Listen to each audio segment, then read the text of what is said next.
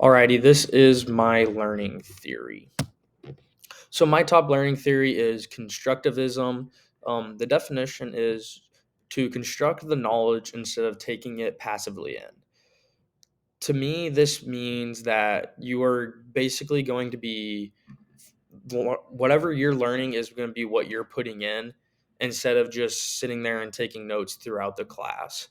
So, the more active you are, the more hands on you are, the more you're going to be able to learn.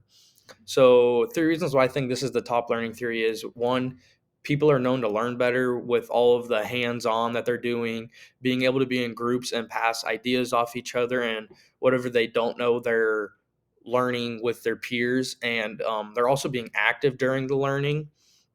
Well, when you're being hands on, you're being active. So it's stimulating your brain. So you're able to learn and remember more. And also, you're not passive during constructivism, which is basically just sitting there and taking notes. A lot of people don't learn well that way. They like to be hands on and everything.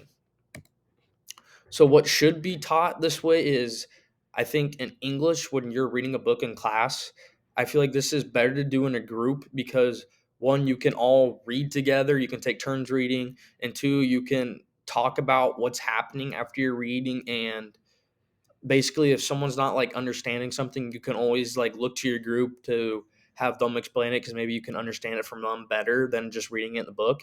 And also science, whenever you're doing a lab, I feel like it's better to do it this way because you can have a partner, you're hands on in lab, and you can both like set up your own stations, try to figure out which one's working best, then come back together and look at your results and then figure out which one to use.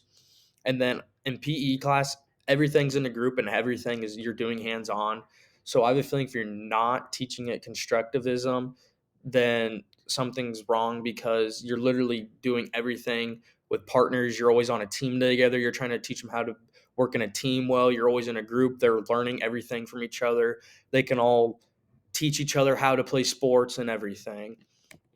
And what should not be taught, I feel like math, like when you're in a group and you're going through problems together and maybe you're not understanding it, but you're one of your friends is just doing all the problems for you so you don't care about it because your homework's done. Well, that's not going to help you because you're not going to know what's on the quiz or test.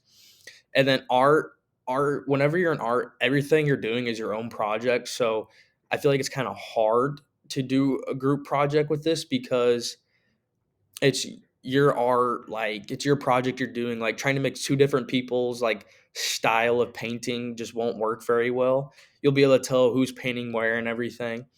And then in computer classes, like let's say it's your intro to computer and you're learning how to type. Well, this is all on you. Like you're trying to do it yourself. You're trying to teach yourself how to type and how you're going to type for basically the rest of your life. And that is everything. Thank you.